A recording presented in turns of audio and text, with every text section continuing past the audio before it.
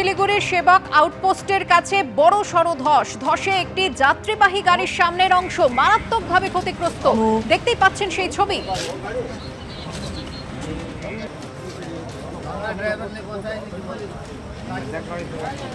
কথা বলবো আমাদের প্রতিনিধি সনদ ঝায়ের সঙ্গে। সনদ, আমরা সেই ছবি দেখতে পাচ্ছি, মারাত্মক সেই ছবি। যাত্রীরা সুরক্ষিত রয়েছেন তো? হ্যাঁ দেখো সুকন্যা, যাত্রীরা প্রত্যেকেই সুরক্ষিত এবং এই গাড়িটি শিলিগুড়ি থেকে কালিম্পং এ যাচ্ছিল।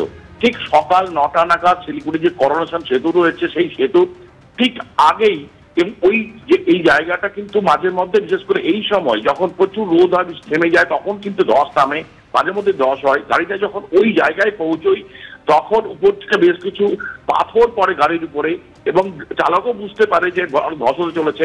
তখনই গাড়ি থামিয়ে গাড়ি থেকে যাত্রীরা তখন মানে সুরক্ষিত নিরাপদ দূরত্বে দাঁড়ায়।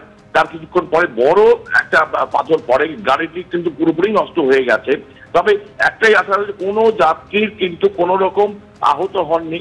ফলে স্বাভাবিক পুলিশ আছে, পুলিশের গাড়িটি থানায় নিয়ে গেছে। ধন্যবাদ সনদ। চোখ রাখবো পরের খবরে। বিহারে জাতীয় নির্বাচন কমিশনের স্পেশাল ইন্টেন্সিভ রিভিশনের প্রেক্ষিতে সুপ্রিম কোর্টে হওয়া মামলা। জাতীয় নির্বাচন কমিশনকে নোটিশ সুপ্রিম কোর্টের। মামলার শুনানি আগামী বৃহস্পতিবার। বিহারে জাতীয় নির্বাচন কমিশনের স্পেশাল ইন্টেন্সিভ রিভিশনের প্রেক্ষিতে সুপ্রিম কোর্টের হওয়া মামলা।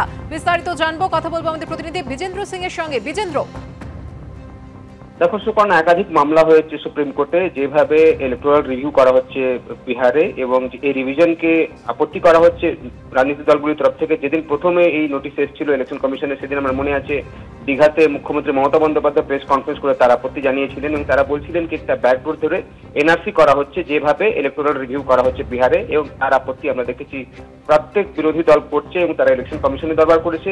একাধিক মামলা হয়েছিল সুপ্রিম কোর্টের বিরুদ্ধে এবং তারই আজকে সকালে যেহেতু সুপ্রিম কোর্ট এখন ভেকেশন বেঞ্চ বসেছে, সেখানে জাস্টিস ধুলিয়ার বেঞ্চে আইনজীবীরা কপিল সিব্বল, অভিষেক মনু সিংভি এবং অন্যান্য আইনজীবীরা মেনশন করেন এবং তারা বলেন কি এটাকে আপাতত স্টে করে দিক সুপ্রিম কোর্ট এবং এটার একটা হস্তক্ষেপের প্রয়োজন রয়েছে। এ কথাও তাদের তরফ বলা হয় কি 8 কোটি ভোটার রয়েছেন বিহারে প্রায়, এবং 1 মাসের মধ্যে তাদেরকে কিভাবে আবার নতুন করে ফর্ম ফিল আপ করে এনরোলমেন্ট হবে সেটা নিয়ে তাদের কোশ্চেন ছিল।